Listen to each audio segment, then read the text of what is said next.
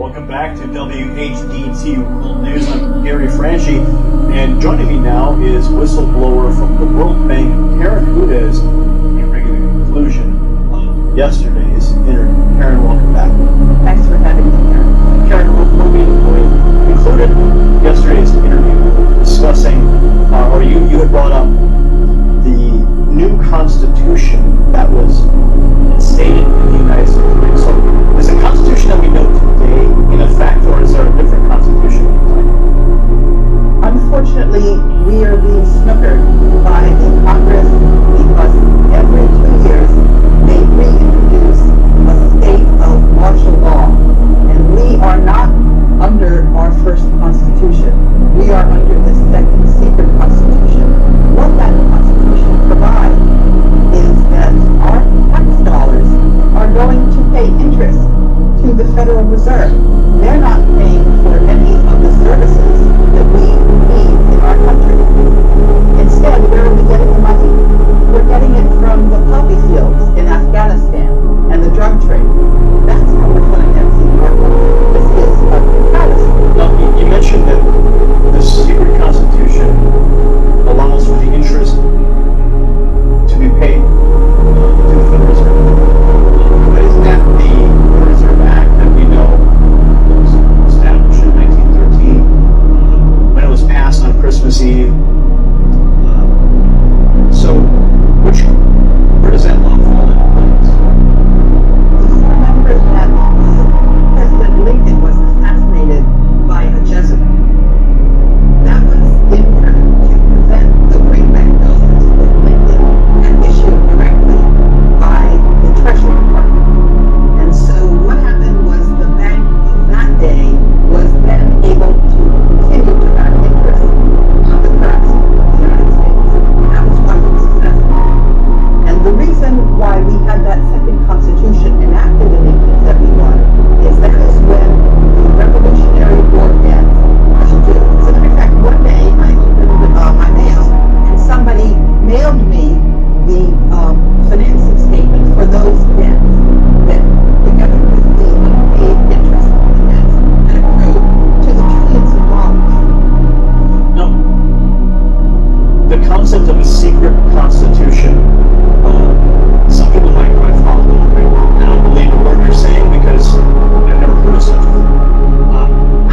How can those claims be substantiated? Two ways.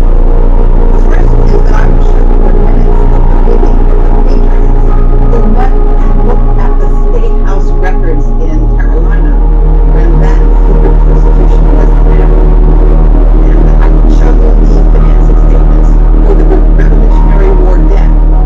That was the reason we got that second secret constitution. So is that second secret constitution, who is it in favor of? Is it in favor of the people of the corporate United States?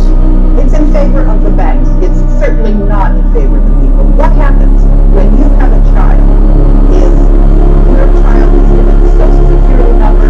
They estimate how many taxes your child is going to pay over his or her lifetime. And they take that birth certificate and they issue it on the capital markets and they earn money on it.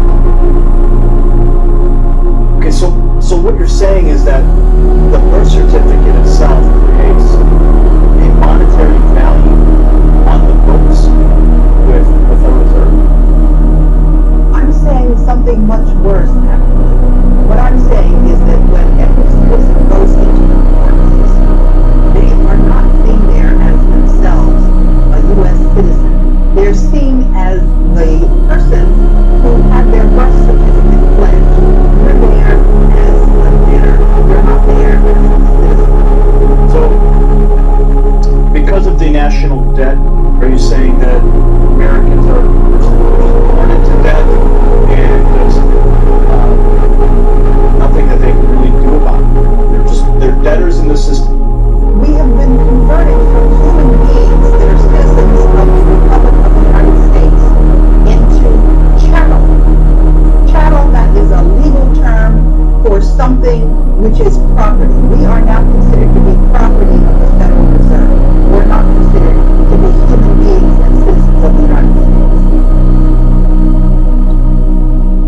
That's a very strong statement. How do we reverse that? If that is in fact the true statement, how do we reverse that?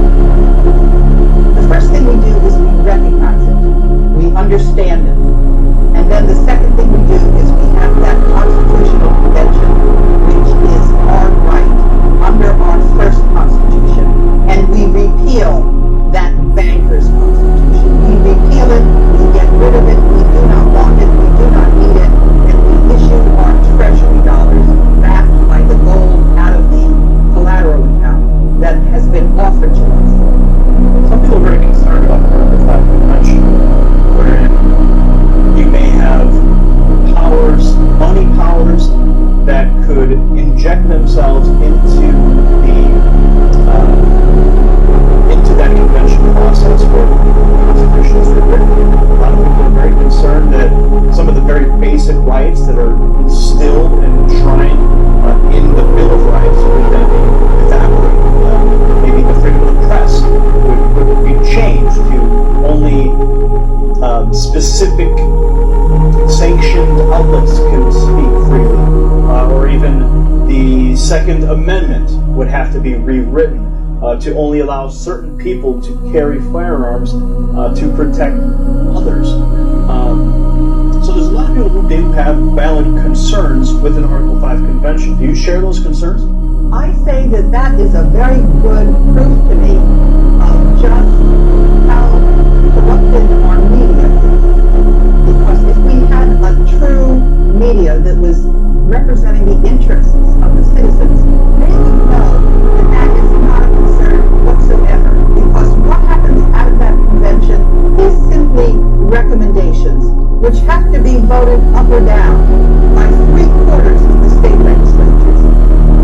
Do you think the money powers would have enough lobbying capacity to lobby for those 3/4 of the state? I mean, if you think back to when the 16th Amendment was passed, even though it was passed illegally and it wasn't properly ratified by 3/4 of the state, it still became an amendment. Now, under